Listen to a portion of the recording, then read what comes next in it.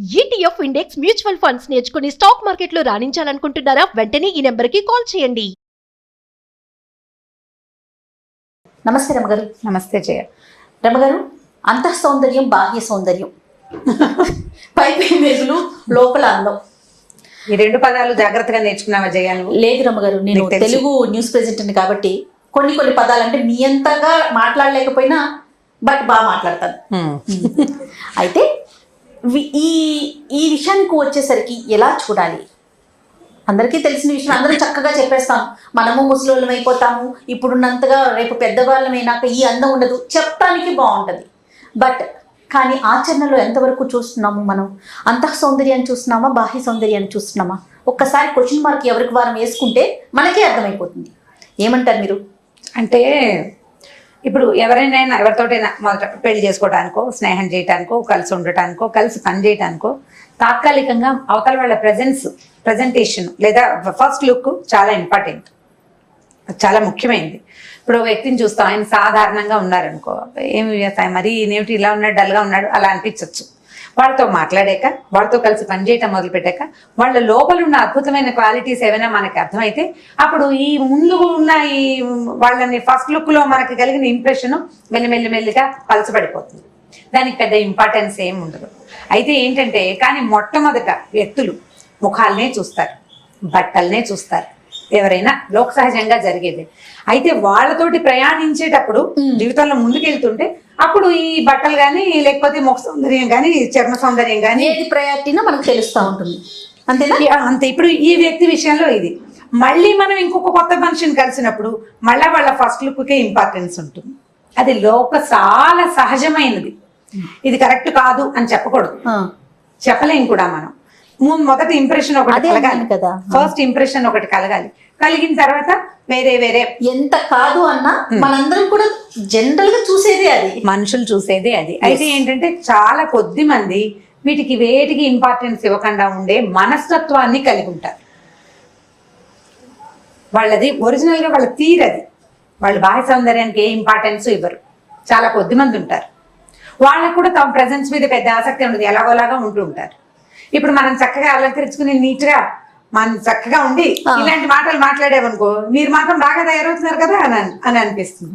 ఇది ముందుకెళ్తుంటే మనం సౌందర్యానికి ఇంపార్టెన్స్ ఇవ్వాలా అక్కర్లేదా అనేది తెలుస్తుంది. సాధారణంగా మనం అవతల వాళ్ళ సౌందర్యం పట్ల మనకి ఆసక్తి, అభిరుచి, అభినివేశం, దాని మీద ఇంట్రెస్ట్ ఎప్పుడు ఉంటాయి? జీవిత భాగస్వాముల పట్ల, భార్య పట్ల కానీ భర్త పట్ల కానీ, అప్పుడప్పుడు కొలీగ్స్ వల్ల కూడా. ఇప్పుడు మన అమ్మ సౌందర్యం మన ఏ రకంగా అయినా ఇంప్రెస్ చేస్తుందా? అమ్మ ఎలా ఉన్నా అమ్మలు అందంగానే ఉంటారు. మా నాన్న ఎలా ఉన్నా వాడు బాగానే ఉంటుంది. మా చిన్నప్పుడు నెత్తి నిండా జుట్టుండి చక్కటి క్రాఫింగ్ ఉండి మన చేయి పుచ్చుకుని తీసుకెళ్ళిన నాన్న మనం కాస్త పెద్ద అయ్యేసరికల్లా జుట్టు ఊడిపోయి, పళ్ళు కొంచెం లూజ్ అయిపోయి, కళ్ళజోడు వచ్చేసి వీక్గా డల్గా అయినా కూడా మన నాన్న మనకి హీరోలాగానే ఉంటాడు. అక్కడ సౌందర్యం పాయింటే లేదు. ఇప్పుడు కొత్తగా పెళ్లి చేసుకోబోయే వాళ్ళకి బాహ్య సౌందర్యానికి ఇంపార్టెన్స్ ఇవ్వద్దని ఎలా చెప్తాం? చెప్పలేం కదా, అసలు చెప్పలేకపోతాం. అక్కడ మాట్లాడకూడని మాట మనం ఏం చెప్పొచ్చు అలాంటి సందర్భాల్లో? అబ్బాయి చూడడానికి సామాన్యంగా ఉన్నాడు కానీ బుద్ధిమంతుడు, మంచి ఉద్యోగం, బాగా చదువుకున్నాడు, వీళ్ళ ఫ్యామిలీ అంతా ఆదర్శవంతులు, కట్నాలు అవి ఆశించరు, గుడ్ బాయ్, అందాన్ని కొడుకు తింటామా అని ఇలాంటి అవన్నీ తర్వాత డైలాగులు. మనం ఇలా ఇంప్రెస్ చేస్తే ఈ మిగిలిన సద్గుణాల వల్ల ఈ బ్యూటీగా చక్కగా అందంగా ఉండటం అనే క్వాలిటీ కొంచెం కాస్త దాని మీద పక్కకు పెట్టచ్చు. కాకపోతే అసలు ఇంపార్టెన్స్ ఇవ్వద్దు, అబ్బాయి ఎలా ఉన్నా సరే అని అనకూడదు, అనలేం కూడా. ఒక చందమామ కథ ఉంది, చెప్దాం చూడండి. కథ కూడా ఇంట్రెస్టింగ్గా ఉంటుంది. కోసల దేశానికి ఒక యువరాజు ఉన్నాడట. ఆయన పేరు సోమదత్తుడు. ఆయన అస్సలు బాగుండేవాడు కాదు, అందగాడు అంటారు కదా, పరమ సామాన్యం. చిన్న కురూపితనం కూడా ఉంది, నలుపు, చాలా డల్గా, అసలు ముక్కు మొహం బాగుండేవి కాదు. ఒక చిన్న కన్ను మెల్ల కూడా కొద్దిగా చిన్న మెల్ల, బాగా పరకాయించి చూస్తే మెల్ల కూడా కనపడేది. కానీ ఆయనకి ఎంత అత్యద్భుతమైన కవిత్వమో చెప్తాడట అతను. పెయింటింగ్స్, బొమ్మలు గిమ్మలు బ్రహ్మాండంగా వేస్తాడు, బాగా చదువుకున్నాడు, మంచి యుద్ధ నైపుణ్యం ఉంది, సమస్తమైన విద్యలు ఉన్నాయి. వ్యక్తి మాత్రం సౌందర్యవంతుడు కాదు. రాజుగారు బాగానే ఉంటారు, ఆయనంత అనాకారి కాదు. మరి ఎలా ఇలా అయ్యిందో కానీ ఇతను చాలా సామాన్యంగా అనాకారిగా అనిపించేటట్టుగానే ఉండేవాడు. ఇతని స్నేహితులందరూ అతన్ని చాలా ప్రేమించేవాళ్ళు, ఎంతో ప్రీతిగా ఉండేవాళ్ళు.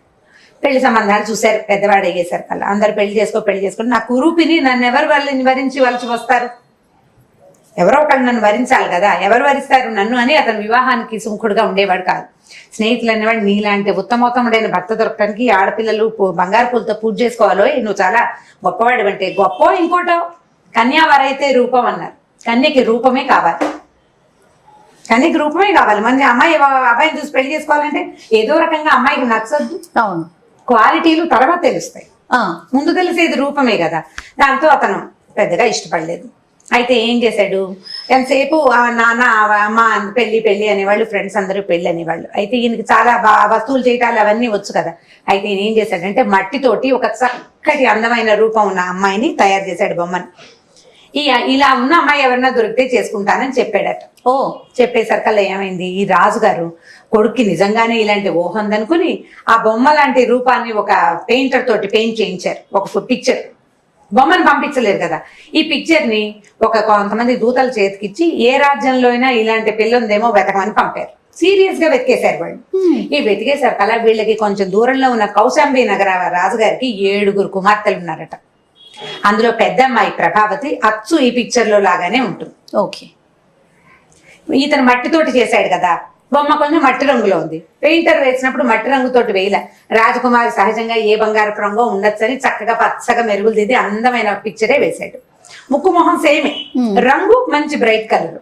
సరే ఈ ప్రభావతి అనేసరికల్లా వాళ్ళు ఏం చేశారు, ఈ ఫలానా రాజుగారి అమ్మాయి, కౌశాంబి నగరంలో ఉన్న రాజుగారి అమ్మాయి చక్కగా ఉంటుంది, చాలా బాగుందని చెప్పారు. చెప్పేసరికల్లా ఈయన నీవు కోరుకున్న అమ్మాయే ఫలానా చోట ఉంది, ఆ పిల్లని చేసుకోమని కొడుకుని ఒప్పించడానికి ట్రై చేశారు రాజుగారు. ఇతను అన్నాడు, రాజుగారు అబ్బాయి అది కాదండి, ఇప్పుడు నన్ను రేపు పొద్దున వచ్చాక నాకు అమ్మాయి అంటే ఇష్టం, వచ్చాక నా మొహం చూసి అది చేసుకుంటుందో ఉంటానంటుందో ఉండనంటుందో అప్పుడు ఏం చేయాలి అనేసరికల్లా రాజుగారు అన్నాడు, ఓ పని చేద్దాం, మన ఆచారం ప్రకారం అమ్మాయి పెళ్లి కూతురు పెళ్లి కొడుకుని చూసే పద్ధతి లేదు, కత్తికి బాస్కం కట్టించి పంపిస్తాం, కత్తికిచ్చి పిల్లని పెళ్లి చేస్తారు, ఇక్కడికి వస్తుంది, పగటి పూట నువ్వు కనపడద్దు, అసలు మీ అంతఃపురంలో దీపాలు లేకుండా చేస్తాను నేను అని చెప్పాడు. సరే ఒప్పుకున్నాడు. ఈయన కూడా తను చేసిన బొమ్మ లాంటి అమ్మాయి ఉందనేసరికి ఒక ఉత్సాహం కలిగింది. యువకుడు కదా పాపం, 26, 25 ఏళ్ళు ఉన్నాయి, ఆ సహజమే ఆ వయసుకి. సరే ఒప్పుకున్నాడు. ఒప్పుకున్నాక ఇతనికి 6-7 స్నేహితులు ఉన్నారు కదా, వాళ్ళందరూ సంతోషించారు. ఇతను ఊహలో ఉన్న లాంటి సేమ్ గా ఉన్న అమ్మాయి దొరికినందుకు అందరూ బాగా ఉత్సాహపడ్డారు. పెళ్లి వివాహం వేడుక జరిపింది. వాళ్ళు కూడా ఈ రాజుగారి అబ్బాయికి కోసల దేశపు రాజకుమారుడికి ఇవ్వడానికి వాళ్ళకి ఉత్సాహంగానే ఉంది. పెళ్లి అయిపోయింది, రాజకుమార్తెని పంపేశారు. సరే రోజు రాత్రిపూట సాయంకాలం అయ్యేసరికల్లా వీళ్ళు అంతఃపురంలో దీపాలు ఉండేవి కాదు.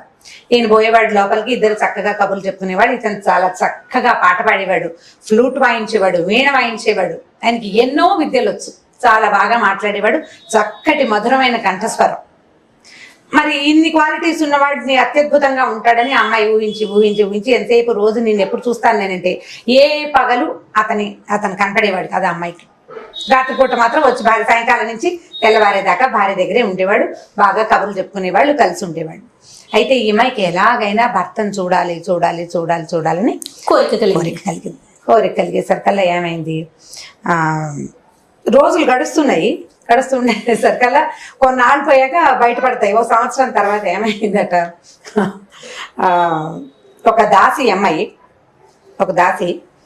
చామంచాయిగా కొంచెం సామాన్యంగా ఉందట, పనిచేసే అమ్మాయి.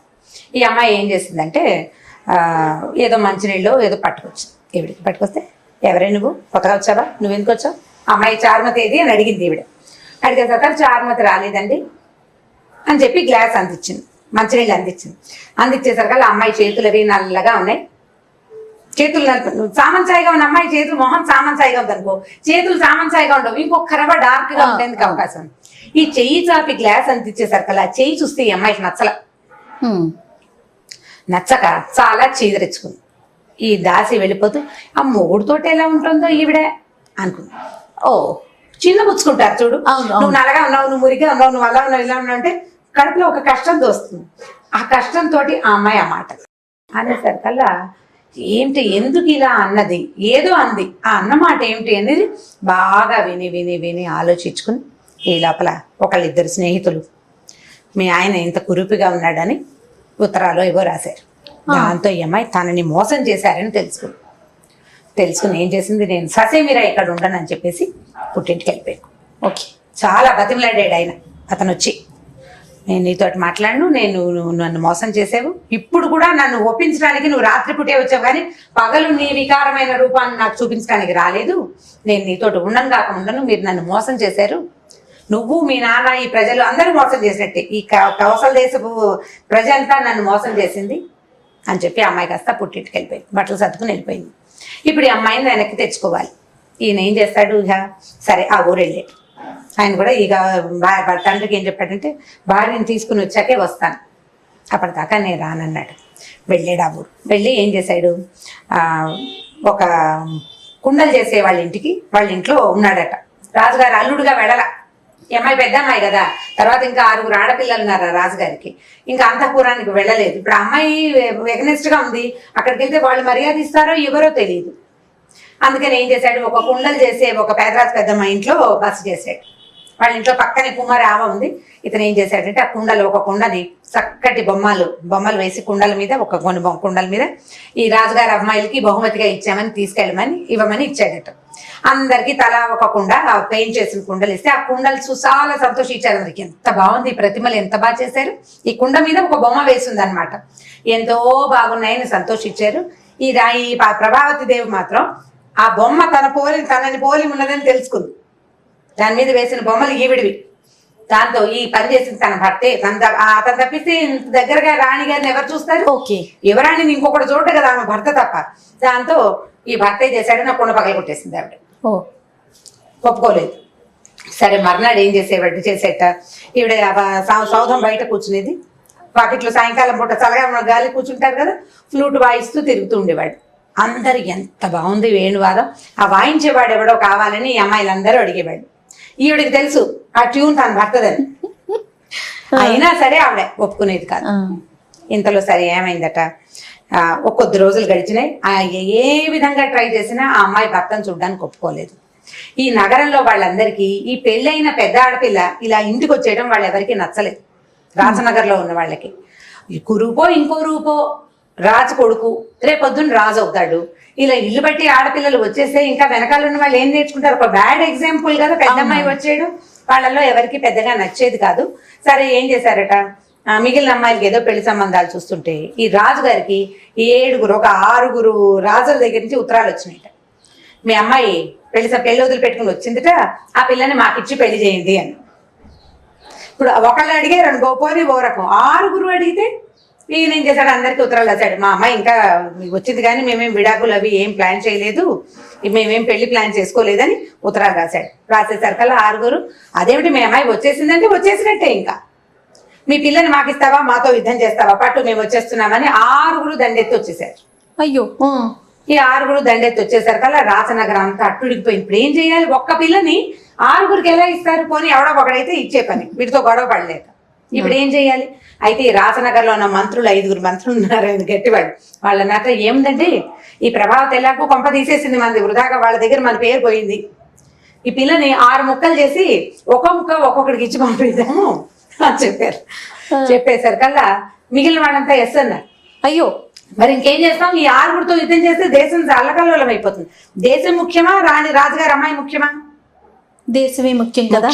దేశమే ముఖ్యం. ఇప్పుడు ఈ 6 రాజులు వచ్చి ఈ దేశంలో పడితే మొత్తం అంతా తలకిందులైపోతుంది. అయ్యేసరికల్లా ఇతను అది అక్కడెక్కడే తిరుగుతున్నాడు కదా, ఈ రాజనగరం అంతా అట్టుడిపోతుంది, ప్రభావతి దేవిని 6 ముక్కలు చేస్తున్నారు అని. అతను పరిగెత్తుకొచ్చేసాడు లోపలికి. నేను ఒప్పుకోను, ఆ అమ్మాయికి ఇష్టమో కాదో కనుక్కోవాలి మొదటిది, ఆ అమ్మాయి భర్త ఒప్పుకోవాలి రెండోది, లేకపోతే మీరే కొట్లాడాలి, మా పిల్లని మేము ఇలా చెయ్యము, మేము ఇవ్వం మీకని. ఇదేవి కాకుండా ముక్కలు చేయటం ఏమిటి అనేసరికల్లా, నువ్వెవడెవరా కుండలు చేసుకునేవాడు, మధ్యలో కొంచెం మాట్లాడదా, నేను కుండలు చేసుకునేవాడిని కాను, ఈ రాజుగారి పెద్దల్లుండి ఈ ప్రభావతి భర్త నేను, నా పెళ్ళాం కోసం ఎవడో వస్తే నేను ఎందుకు ఊరుకుంటాను, మీ మొత్తం ఉన్న జనాన్నంతా పంపించండి, నేను వీళ్ళ సంగతి చూస్తానని ఈ మొత్తం సైన్యాన్ని అంతా వేసుకుని వెళ్ళిపోయాడు అతను యుద్ధానికి. ఊరంతా చెప్పుకున్నాడు, వదిలేసి వచ్చిన పెళ్ళాం కోసం యుద్ధానికి వెళ్తున్నాడు, వీడెవడరా ఎంత గొప్పవాడని బాగా చెప్పుకున్నారట మంచిగా. మరి గొప్ప మాట కదా. ఆ అమ్మాయి ఏమో ఆయన అవమానించి వచ్చేసింది, ఇక్కడ ఎన్ని బహుమతులు పంపించినా నేలకేసి కొడుతుంది, పోట్లాడుతుంది, నేను నీతో రానంటుంది. అతను కురువు పని ఈ రాజ్యం అంతా ప్రచారం చేసింది. అతను కురూపి, నేను అందుకే వదిలిపెట్టి వచ్చానని. అలాంటి భార్య కోసం ఒకడు ఈ యుద్ధానికి శాసిస్తున్నాడు, పైగా ఒకడు కాదు 6 రాజులతో. దాంతో ప్రజలంతా ఎంత గొప్ప ఇల్లు దొరికాడు, అసలు రూపానికి ఏమి ఇంపార్టెన్స్, ఎంత అత్యద్భుతమైన వ్యక్తిత్వం ఇతను. భార్యని ఇంకొకటి అడగటం ఏమిటని లేచాడంటే ఎంత వీరాది వీరుడు అని బాగా చెప్పుకున్నారు. ఈ అమ్మాయి కూర్చొని ఏడటం మొదలుపెట్టి, అయ్యో నా భర్త ఇప్పుడు యుద్ధానికి వెళ్ళి ఏమైపోతాడు అని కచ్చే పట్టలేకపోయింది అనమాట అమ్మాయి. సరే, ముందంతా కోపం వచ్చింది, ఇప్పుడు దుఃఖంగా ఉంది. ఈయన యుద్ధానికి వెళ్ళేసరికి అలా వచ్చిన 6 ఇతని ఫ్రెండ్స్.